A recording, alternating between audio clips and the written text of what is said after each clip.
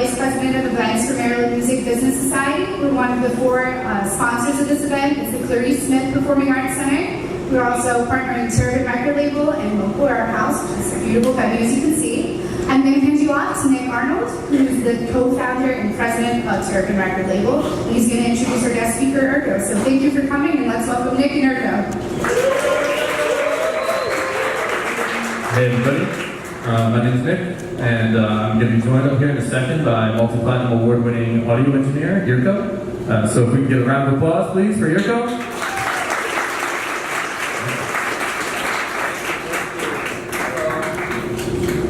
Hello, hello, hello. Good. We got amplification. I know nothing about that. It's always kind of funny for me to be in front of the mic, as you know, I spent 20 years of my life behind the mic, so it's kind of funny. What's going on? So I think a lot of things, a lot of questions, and interests people might have is your story, your background, where you came from, how you got to be in the position that you are, working with these top tier artists and things like that. So if you could talk a little bit about your background. Sure. Well, it's an interesting story. Oftentimes people ask me, what's the accent? And I'm like, well, I'm Italian. So I was actually in the studio the other day with these clients from Korea, and the assistant was American. And he was like, when you get excited, there's an accent that pops out. I'm like, yeah, well, I was born and raised in Venice, Italy. So that's, I guess, where the story begins. Very far from here. Venice, so particularly, generally speaking, actually, Italy is known for arts, for design, cars, of course, but not exactly rap music, right? And growing up, that's how I kind of learned English, listening to rap music, and I wanted to desperately to be in the presence of the big ones that I grew up listening to. And I guess the takeaway from this is that if you really want it, if you really feel like you can achieve something, or maybe not, just as long as you work really hard, and as long as you can put your 40,000 hours or however many it is, maybe it was 10,000. It's like 10,000. Let's make it 40 just to be safe. You can actually make things happen, and I'm kind of like the small achievements that I was able to get in my career. Coming from a different country, learning a different language, learning a different culture, all because I wanted to follow my dreams of engineering rappers in New York City. I mean, it kind of worked, so you can actually make it happen. But the story kind of started in Italy, where of course we speak Italian, we don't speak English. There's no real any urban scene, or at least there was not 20 years ago. Now there's a lot more rap stuff. But I was always into, I guess the audio really dragged me into the hip-hop sound because of the boom bap. We're talking about the age where the drums of rap music were super big, unlike today. And somehow that captured my attention, and eventually I fell in love with everything else, from the lowriders to the graffiti to the breakdancing to all of those things. So I was totally doing all that stuff. So in fact, my name, IRKO, actually came from my tag name. So if you go to my hometown, you can still see some walls with my name on it. But yeah, so because there was no real music industry in my town, and not to mention no hip-hop music industry, I kind of created by myself. So of course, there's always a big shout out that I gotta give out to my dad for allowing me to open my first recording studio in his garage, because that's where it all happened. I literally started putting together this little room. It was like maybe a fifth of the size of this platform over here, but to me it was the best shit ever because I could finally do my stuff. And it just so happened that luck kind of made a very big American Air Force base happen to be just there, about 45 minutes away from where my dad lives. And a lot of Americans discovered this because I discovered the presence of the studio because I was DJing. So at every club, venue, or little bar where I was spinning, there was always some rapper coming up like, hey, can you play the instrumental so that I can do a little freestyle? And I was like, At any given time, there's about 10,000 Americans in the base, and they're bored, pretty much. And I want to record, I want to produce, I want to do hip-hop. So, boom, that's how I kind of created it in the basement. And it kind of happened that way for a few years. I did it for maybe like 6 years, until I was able to, after I produced, recorded, mixed the whole project for this guy, I was able to finally place this project onto a label, which of course didn't want me as part of the project. So even though originally it was a duo, me, the producer, the DJ, and him as the artist, the label didn't care for me. So of course, I had my worst 15 minutes of my life at the point where I was crying in the corner because I was like, oh, I did the whole thing. I produced everything, I hired all the musicians, I did everything. And that didn't really happen. But so they bought me out, which ultimately turned out to be a very good thing. But while that was happening, I asked my audio engineering professor from audio engineering school if there was a possibility for me to go to the studio and actually mix for the first time this project on the big console, since now we had the money from the label. And I was like, hey, I want to splurge it, but I really want to do this right. So I did it. And 2 weeks later, the guy that used to be my teacher at school asked me if I wanted to partner up in opening or being part of the new studio that he had just opened. By the way, when I called him about booking the session, he was like, well, good news is we can do it for sure. I had to just move the studio into a bigger location. But the bad news is there's no doors, there's no windows, like the thing was brand new.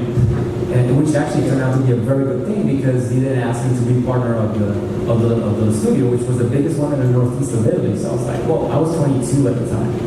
So it was like a big thing. So of course, all the big bucks that I got from the label, I kind of like picked them up, looked at them, smelled them for 30 seconds, and then dropped them into a company. So I never got to buy a fancy car or anything like that, unfortunately. But again, that turned out to be a good thing because years later when I was finishing with equipment in the studio,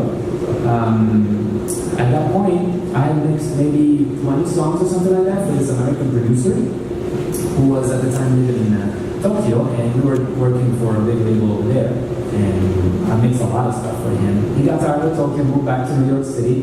The first placement that he got when he was in New York City was with 50 Cent, which was a big deal, of course, especially back in the day. He was like the biggest guy, right?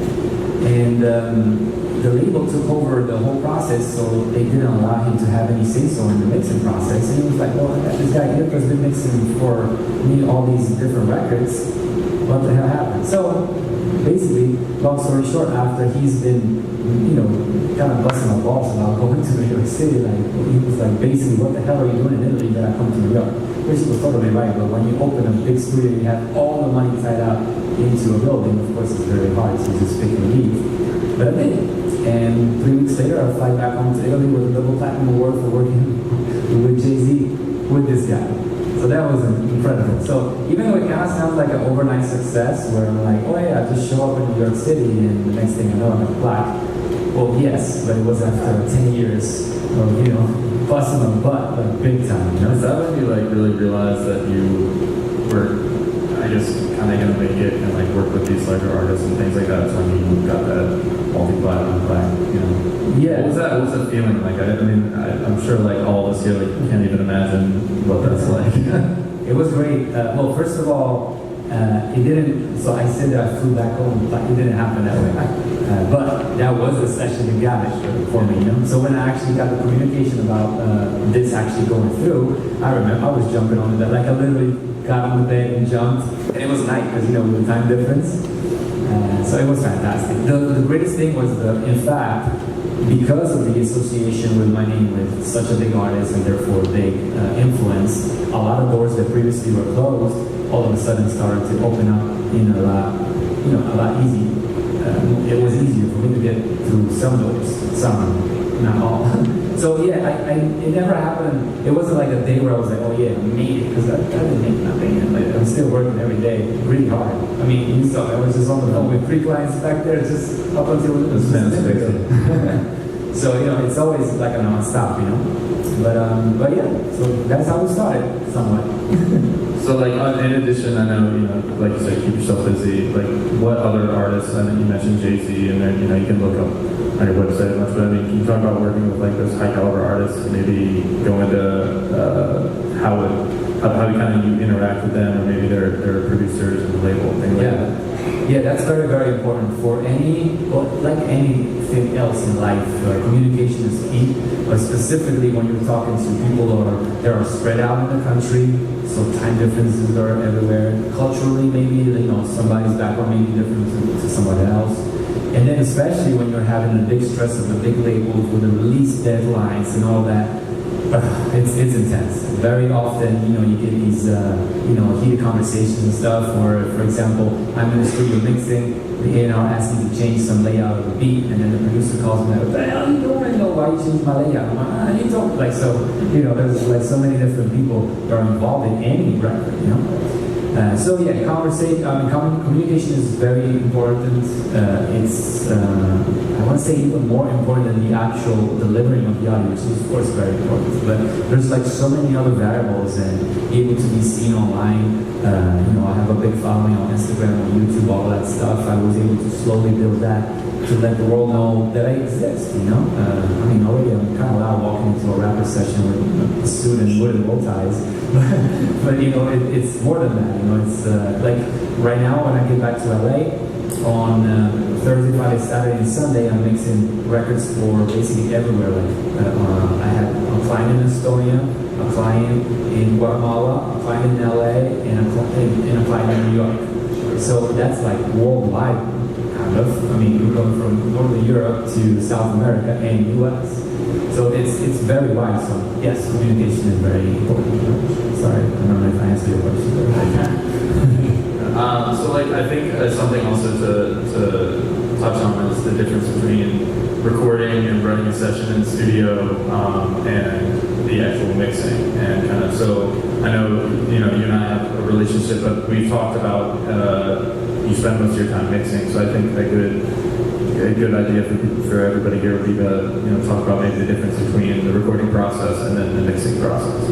Yes, so in a recording studio typical scenario, there's different tiers of engineers, right? So we start from when the guy's not even inside of the building, he's basically running the parking lot. So that's where he would start, right? Outside when it rains, it's a bad day.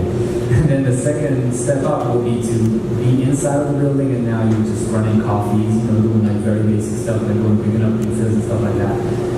That point is really when, if I'm training you, I'm really going to have kind of like a handle on how you're going to do, because oftentimes when I train engineers, I say, when you're at this level, it sucks because nobody wants to make coffee for somebody else, of course. However, that part needs to be fulfilled like you are at a 5-star hotel. And that's how you know that if you're really giving it your all, then all the way up to wherever you're going to end up being, you're going to do everything at 100%. So that's really important. So even though it's a sucky part to be in, it's kind of part of the path. So then the next step up is to be an actual assistant engineer. So if I was to run a recording session, I would have someone, go and put down the mic stand, place the microphone in different places, or maybe moving around, prepare the headphones, playback for the client, stuff like that. So now it's actually working on the stuff that's happening. Maybe half the time, or maybe the second half of this training will be to have the guy actually in the room with me. And the first, maybe, you're outside in the lounge kind of thing. And then, of course, it depends on who's the client, if they want to be very private or not. And then the next part will be to actually start engineering. So I don't want to do comps. Right? Everybody familiar with what comps are? Maybe not. Okay. So we do, when any song that you hear on the radio has now been recorded from the top to the bottom, right? There's a line that's been recorded, like maybe 4, 5, 6 times, and then we select whatever parts are the best, and then that's what ends up being the actual final cut, right? So those are comps, that's what they call it. So that's a very boring process. I don't want to do it. So if I have an engineer that's assisting me and that can help me with that, then of course I'm going to have him do that. So that's the next step. Next step will be to actually run recording sessions. Good thing about those, well, you're in the studio with 21 Savage or whatever the artist is that you like, right? So that's amazing. Bad side of that is these guys listen to stuff at 180 decibels, so it's like uber loud, and they work at night. So you're not going to go home until like 7 a.m. the next morning, most likely, and then do it again the next day, and the next day, and the next day. So that's why I don't record that much, because I don't want to do that. I'm too old for that. And then the next tier up is the mixing. So the good thing about the mixing session is that, first of all, I do it on my time. I don't have to have the clients there with me. In fact, I actually kind of discourage it for a number of reasons. They're all pretty much polite, besides one. Mixing also is the most paid position in the audio realm of the recording studio, I guess, but it also comes with a lot more responsibility. Ultimately, you're the guy that's shaping the final weight of the song and of how the song is going to be played. Yes, there's mastering, of course, but really the bulk of the work is happening on the mix.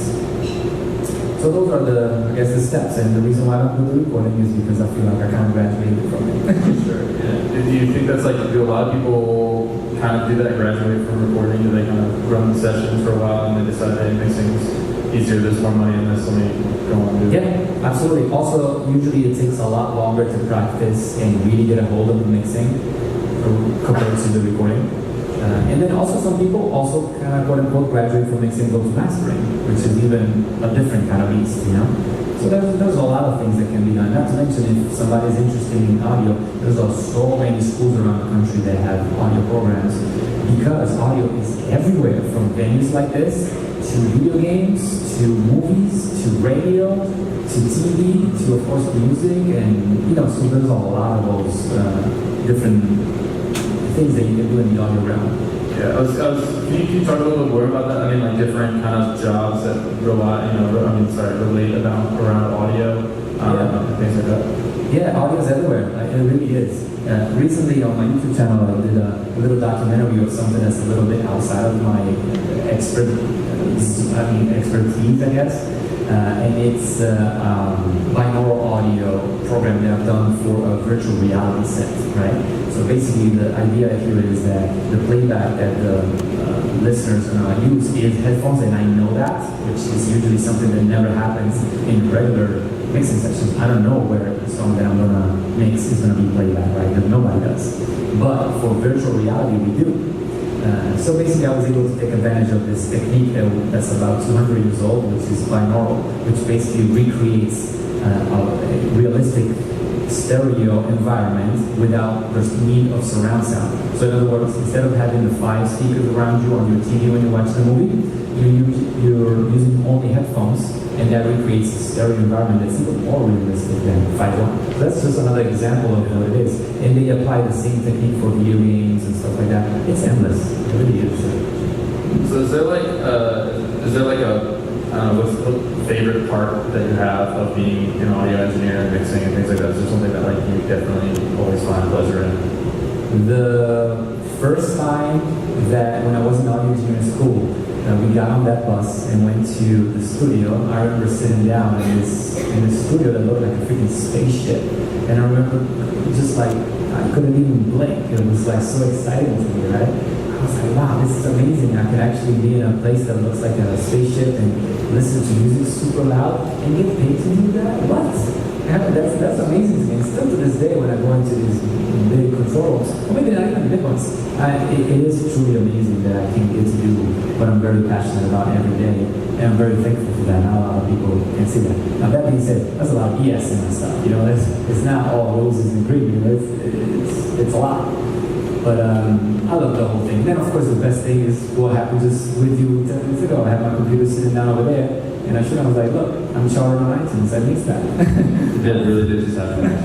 Isn't that amazing? Yeah. Or even better, I'm on a date and I walk into a Forever 21 and my song is being played. Come on, you know I'm scoring that night. That's great. So you were also talking about like a lot of these like big studios that you can spend time in and do mixing and sessions, but in the last like I want to say 20 some years, computers and doing everything on the computer has been like huge. Makes it possible for people like a lot of the people in this room, like me, you know, where we can get started just with some computer programs and working on that. We don't need to be in a big studio. So how is kind of computers and that development of digital technologies and things like that influence audio engineering? Completely, absolutely. So the first 10 years of my career, my technology was the console, was the compressors, was a physical place where a 500-pound piece of metal had to be sitting, or else I couldn't do nothing. And then the whole, Pro Tools was always there for me. When I started, I wasn't on tape. I'm not that old. But when really I saw budgets shrinking, turnaround times required to be a lot quicker, then that's when I had to really do the jump and switch and go completely in the box. So it took me a good minute and initially to be able to adapt my workflow that I had learned and had done for so long and switch it to the computer.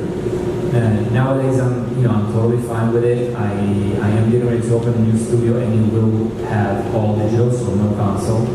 And I'm okay with that. I'm fine with it. There are some things that I'm still kind of questioning, and every time I work on the console, I'm like, oh, that's amazing, but then realistically, it's it's not always the case that I work in those big recording studios. Matter of fact, when my studio will be done, I'm not going to go to the big recording studios anymore because every time I walk into one of those places, I'm paying $1,000 for being there one day. Yeah. One day, that's a lot of money. It's $30K a month, So, it definitely, the landscape is different today. That also means that there's a lot more possibilities for people that are coming up to just, MacBook, and you can do whatever you want, Now, granted, that's not the final product that, at the level at which I can deliver a mix. But who cares? Of course, audio is very important, clearly, but nobody's ever bought a record because the audio is great. It's because of the music. And if we have both, then that's fantastic. So do you think that now that digital technologies and replications of certain pieces of equipment that you would find in a high-end studio, things like that, do you think that there are good substitutes? I know a lot of audio purists are, this has a warmth to it or something like that. Want to use a specific piece of equipment or something like that, but do you think that that maybe we're at the point, or that soon we'll be at the point where the digital replications of these things will be what everybody should use? It makes no sense to spend $8,000 on some compressor. Equalizers are there. Compressors are maybe 9 out of 10 there, basically almost there. Effects, delays, reverbs, stuff like that have been there, but they're all digital anyway, for the most part. And what I still kind of have a little bit of a question mark is the summing. So basically, at the last stage of my mixing, there's going to be a step in which the music, the bass, the drums, and the vocals they all get summed up into a stereo file, right? And that's the stage I feel like is still maybe better on the console. So I don't know, but I'm going to do some scientific tests when it's time and actually see if there these analog summing boxes that exist actually bring that warmth back to the console. Meanwhile, when I mix it on the computer only, I have my tricks to emulate that. So in other words, whenever you're rocking a mixer really hard, meaning you're going to the red, which is the overload, which is technically bad, and on the consoles, it doesn't really start at one specific point and end at another. It's kind of like a gradual thing that the signal gets into this area and it just becomes distorted. In the computer, it's not like that. In the computer, it's very distinct where it starts. So what I do is I basically I don't want to get too technical here, but basically I duplicate the mix and I keep my naked mix, the original untouched mix as it is, and then parallel to that I have a distorted version of it that I blend in just a little bit. So in other words, my mix is 90% the actual mix and then 10% the distorted one. Kind of recreate that, that distorted version, distorted addition that the mixer brings. That's kind of like a little trick. You guys owe me some money for that. So I want to just go back to things like when you see, that you're an artist you work with or an album you worked on is charting on iTunes. Is that almost like job security kind of feeling? I know it seems to be a lot of who you've worked with and what you've done, but can you speak a little bit on how I don't know, it sounds weird, but how you're a good engineer and how obviously these people reach out to you, but kind of who to spend your time with and who not to spend your time with. Yeah, so I have a visual parallel to give you guys. Imagine there's one very tall column and you're sitting on it, right? If there's only one, you can go nowhere, but if there's another one a little bit away, you can kind of jump to it. And then if there's 3 of them, then you can kind of move around. And the more columns grow up, the more you're okay with walking around. And the columns are my clients. You get one, and then you get another one, and then you get a third one, and a fourth, and then all of a sudden, these columns are not columns anymore, are just a surface that you just can walk on. So that's how it kind of happened.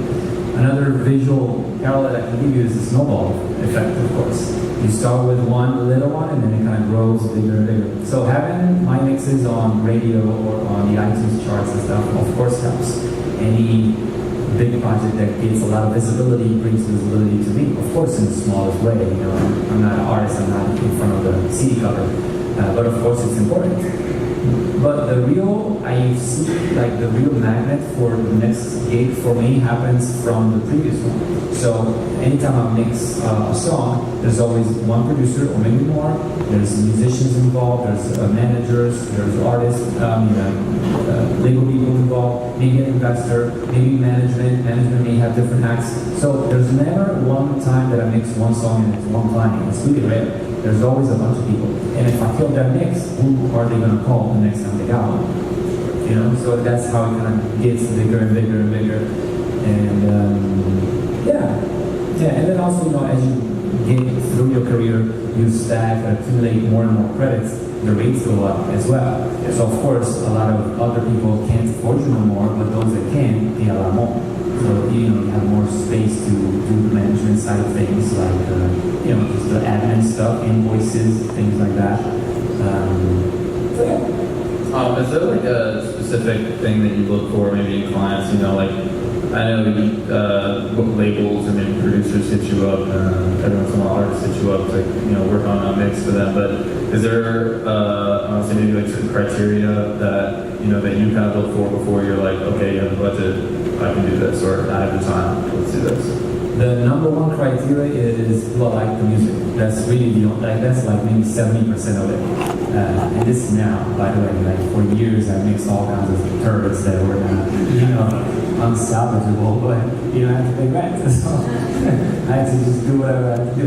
Now it's a little bit different. Of course, I can be a lot more selective and say no to things. So that's the number one thing. Now, in terms of the labels or whatever, I know which ones or what umbrella of labels pay, what those that don't, those that pay quick, those that don't pay at all. So there's a lot of other, but those are not make or break factors. It's really, do I like this? Do I feel like this can go somewhere? And if I do, then we'll rock out. And of course, there needs to be some budget involved, of course. But and I'm also okay with being flexible with rates. It's not like it's a military thing. Okay, you gotta have this amount that we don't talk. Not like that. It's more easy going. Sure. And like you also, put some of these sessions and things like that on your YouTube channel, and kind of give people like an inside look on kind of what you do and how the process works, I guess. So is there like, I guess I'm gonna say like certain people or something that you work with or have been working with currently that you do a video with, and not only is it like, oh cool, I'm working with so and so, but is it also kind of for them like this is for the people that might be interested in how you work, but also like kind of how they work? Yeah, I only have one documentary on the YouTube channel that really has a celebrity, and that's because it's very difficult to coordinate with contracts, labels and all that stuff. So with the big guys, it's difficult. Have I done it before? Yes, but then maybe the video gets released 2 years later or something, so that kind of sucks. On the other hand, yes, I do. So if there's a guy, for example, right, that has a mix or a song that wants me to mix, and he's like, well, look, man, I only have maybe half of your rate, but maybe there's something that we can do. Opportunities come every now and again. And for example, now I recently been approached by a very big online portal, I guess, or like teaching kind of thing online, and they asked me to do a class. So at some point, I will need a song to mix that the artist needs to be okay with having the files be available for other people. And so, of course, I can't charge a full rate to the client because that's happening, So things like that happen, it's not unrealistic it doesn't happen. Do you also like ever work with like kind of up and coming artists and things like that? Absolutely, yeah. In fact, I have two distinct price ranges for labels or established situations, and smaller independent people that want to still put out a very good song. And it really helps because nowadays it doesn't matter if you got a deal or not. When your song is being played after anybody else on the radio, well, your stuff needs to sound proper. In fact, we should play some stuff now. Just as we're talking about this, I had some samples of songs that I mixed, that will begin with how to. I mean, obviously working with clients and having, I guess, like working on cool projects and successful projects. Is there like a sound particularly that like maybe you have or like particular audio engineers have where it's like, oh, I know I want my drums to sound like this. I really want, to work on so and so this record, or I really want my bass to sound like this. Yeah, my clients say that I have a specific touch on the high end. I don't really know. I don't think I do, but they say that I do. I'm not sure. I'm very, very particular about my low end. Everything that's in the trunk of the car. I used to have a car in Italy that was very small, like smaller than a Mini, to give you guys point of reference. And in the trunk, which was not much larger than this, I had 212s. So I'm all about the bass. So for me, that's very important. So I was the guy driving around in Italy with this green car. It was like this big with subs that would make the roof of the car go like this. It was really fun. So I'm very, very. I pay a lot of attention to that on the low end too. So also now streaming is such a big thing, and most of those file formats are supposed to be relatively small to make download and stream times pretty short. So does that have an effect on the audio side of things, or? Yeah. So when we were working with CDs, there was this loudness war that was going on, where every release was trying to be louder than the one before, and the one before, and the one before. So it would create this spiral of search for volume. And now that's kind of dying down because all the different platforms they have different standards between one another too. And so some of them actually are reducing the level of things that are being submitted, even if they're loud, which is crazy if you think about it.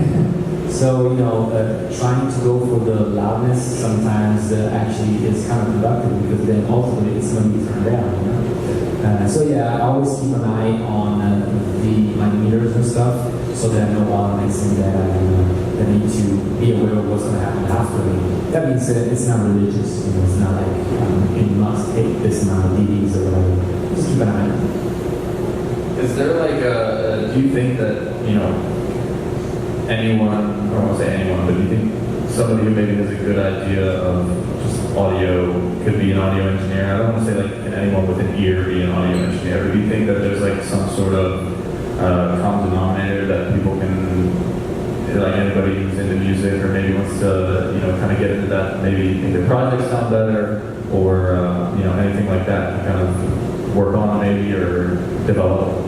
I would say that even before having an ear and stuff like that, it's about your personality. If it really fits your personality. For example, you may have somebody that's a seller that's perfect on a dealership kind of thing, where all he has to do is move his cars, right? That's fantastic. But then somebody may not be that person, and maybe they create with graphic design or something, which is a completely different thing. Audio engineering is one of those things where you gotta be great at doing a lot of different things that are kind of unrelated to one another, like being able to handle the office work, estimates, invoicing, getting paid, all of that stuff. And then communication, so anything that's social media and stuff like that. And then be able to be a computer geek, but at the same time a very big music nerd. So there's a lot of things that need to kind of line up to create a successful career. Do you have any pieces of advice for, that are kind of span not just someone who might want to be an audio engineer, but anyone kind of looking to work in the music business, the music industry? The number one thing should be to be able to identify what it is that's really driving you. So if you want to, shred the guitar and do crazy solos in front of 50,000 people, then that's that. Do that. And none of these things are easy to do, but they can be done. So I would say, find whatever you really are into or want to do and be, or, and then just go for it. 100%. Cool. All right, I would like to start our Q&A portion now. So there are 2 microphones. There's one over there and there's one over there. And you guys are welcome to come up and ask any questions. Do you have any of these microphones? Are we gonna play some documentary? Oh, we got a minute or two. How much on time? Got 3 minutes, yeah. Yeah, 3 minutes. You want to? Yeah. All right. Maybe we can play, let's see. Which one? That was a somewhat typical session, meaning that I was doing my thing, myself for like 10 hours or something, and then the producer comes in, we fine tune the mix to his liking, and then the artist comes in, checks it out, and then we have some more tweaking afterwards. So that was a typical thing. Now, of course, Freddie is an amazing producer, so it was kind of somewhat easy to deliver a good mix on that one. But Awesome. Thank you for sharing. All right. Now for some Q&A. Anybody, you guys just more than welcome to like stand up and come to the mic so we can hear you all the way up here. Thanks. Sure. So have there been any artists whose process has been really weird or unique or interesting that's made a lasting impression on you or the way that you work? yeah. It has everything. I've seen everything, yes. So interesting processes, yes. One of them would be for the artist to ask to listen to the acapella separate from the beat, which is like strange because no one will hear it like that. So what the hell is the point of making some changes on something that nobody will hear? Or then, like interesting live versions for shows where, somebody may want some words in, some not, or maybe lower some things, some other are completely cut or maybe at the same time. So it depends.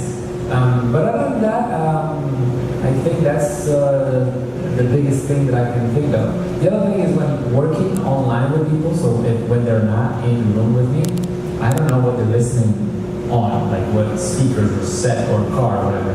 So that's sometimes a little strange. And I remember one time that I was working with someone in Europe, and the artist kept saying, more bass, more bass, more bass. And I was like, don't ask me that, because no problem, I'll give you more bass, all right? But then at the 7th time that she asked me that, I'm like, okay, well, something's going on. So it turns out that she was listening to one of those hi-fi systems with sub, and the sub was off. So there was no way for me to give her the bass that she wanted. So once she turned it on, we had to, backtrack 7 times to go back to where I was originally. So that's like a weird little story, I guess. But Awesome, thank you. of course. Yeah, so I just wanted to know, what are some tips to getting something what are some tips to getting something to like that full radio sonic level where the levels are loud enough, but I know you were saying you don't on streaming services loudness isn't exactly what you're going for. How do you know when you finally reach that level where it's right for all platforms? Right. Well, you reach the level where everything is right when you hire me. But if that's now a possibility, one trick I guess that I can give you is to maybe use a spectrum analyzer and see if you're actually occupying all the frequencies available to you. So for example, if you're not really listening to it in a proper studio, you don't really know how much 2K versus the 4K versus the 8K is actually in the mix, right? So what you do is you pop in a spectrum analyzer that helps you to see if your line is more or less straight, and if you see that there's a dip at 4K, then there's your answer right there. You got to fix that part. So that could be a trick. Another thing will be to AD, so compare your references. So if you're using a Rihanna record, for example, to do a comparison, you switch from your mix to that, and you got to make sure that you match it as much as possible. Not to copy it, but to see if you're in the same ballpark, of that frequency response. Of course, there's no real quick thing that I can give you because it takes 12 hours to mix a record for that reason. But frequency analyzer, I would say, and then the 80 compare real quick from one to the other. How you doing? Hi. I had a question about headphones. Right now, basically doing everything is in my house, and I'm just wondering what pair of headphones you recommend, or you have a favorite pair of headphones that you use. And that's going to be my next purchase, so All right. Well, good things about headphones is that you don't have the biggest variable that's also the most expensive to fix, which is the acoustics of the room. So that's actually a very good thing. I always suggest my clients when they're producing, if they're in a room that's not a real studio, headphones is the way to go. You can hear a lot better because you don't have all that air in between you and the speakers. The downside to that is that you are having a little bit of I guess not a vantage point of perspective for the stereo because the speakers are right on the ear. So the left is really left. When instead in the studio, the left is not complete. I'm still hearing it from the right. So that's a little bit. But yeah, go for the headphones. In terms of the actual headphones, I use the Bose, the noise cancellation Bose, the one that you see people wear on planes. Oh, okay. You said something like a mix, like if you were to mix on, do you ever mix on your headphones, or is that not a... Every mix that I do, I check on all kinds of surfaces, including headphones. So yes, I use it all the time. I wouldn't really particularly go from the beginning to the end of the mix on headphones. That's a little bit, but it can be done. If you know for sure you're not going to have a properly set up space to do it, then by all means do it. Yeah. Absolutely. Then the other one that I always use for checking my mixes is the white little earbuds. From Apple, the first ones, not the latest ones, like the old ones. So basically, I have the two extremes, right? For the cheapest lo-fi little earbuds, all the way to the super high-end, covering noise cancellation, perfect headphones, quote unquote. And I do the same with speakers. I use the shitty little things, and $20,000 worth of speakers for reference. Right. Thank you. Of course. Hi. I was wondering if you had any specific tips on how to properly mix 808s to get them to cut through consistently from device to device, like maybe a specific EQ frequency range or something, because that's a problem I'm having right now. Yeah, absolutely. That's a good question. So I don't EQ 808s. I try not to because the actual 808 is really a sine wave. There's no other component of that sound of that note than the actual root note of the note. So there's no need for EQ. And if you do, if you're hitting, say, a G that's at whatever frequency you have it at, it's going to be a lot louder than the next one. So you want to make sure that you keep a consistent level on the 808s. That being said, the problem with the 808s is that, like any other bass instrument, is that it occupies a space in the speaker, in the frequency range that's really tight. In other words, we only have really 2 or 3 octaves for the bass to happen, and they're like just right there, right next to one another. And so you need to make sure that you make space for other things, mainly the kick. So different ways to do that. It's either you push them away from one another time-wise, so the kick happened before the actual 808. That's a trick. That could also be disturbing though. So if the producer is okay with it, then that's fine. But it doesn't. Sometimes they not. Another way is to make sure that you place your kick way above where the bass sits, so that basically the 808 is not really disturbed by the kick.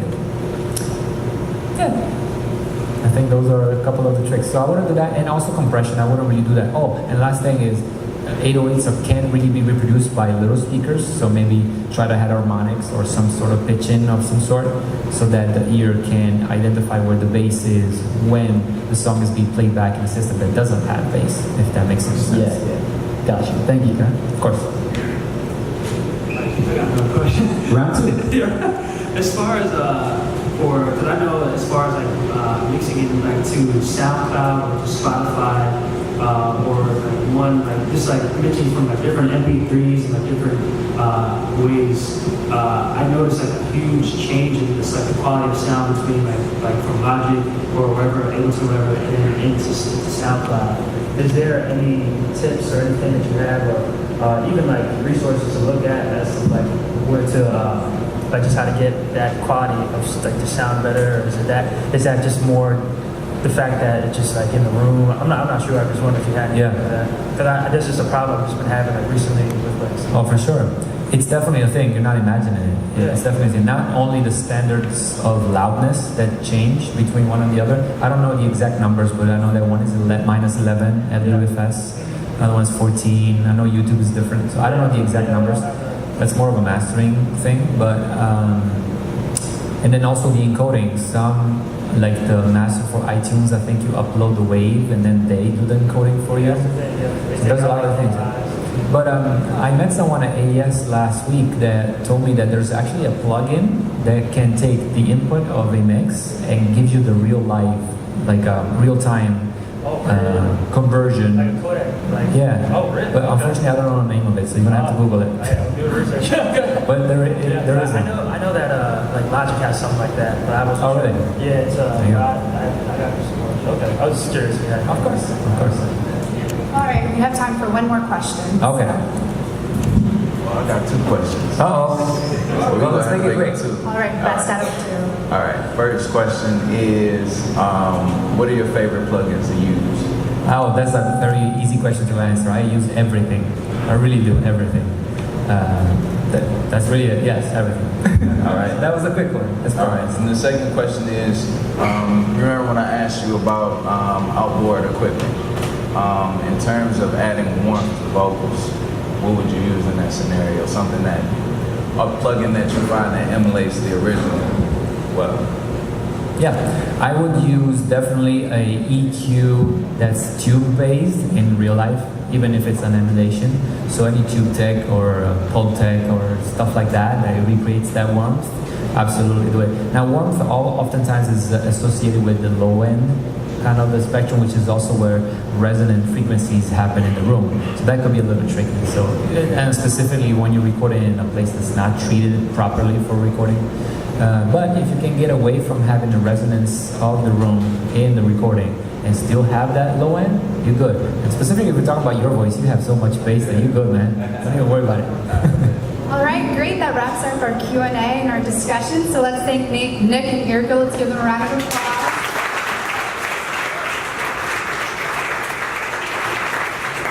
Thank you. Thank you. Stick around. Al Maryland's coming up right now. Can we give another round of applause for IRKO? Thank you very much, guys. Follow me on the social media. I'm always posting this stuff. I'm actually doing a live stream right now. Bye.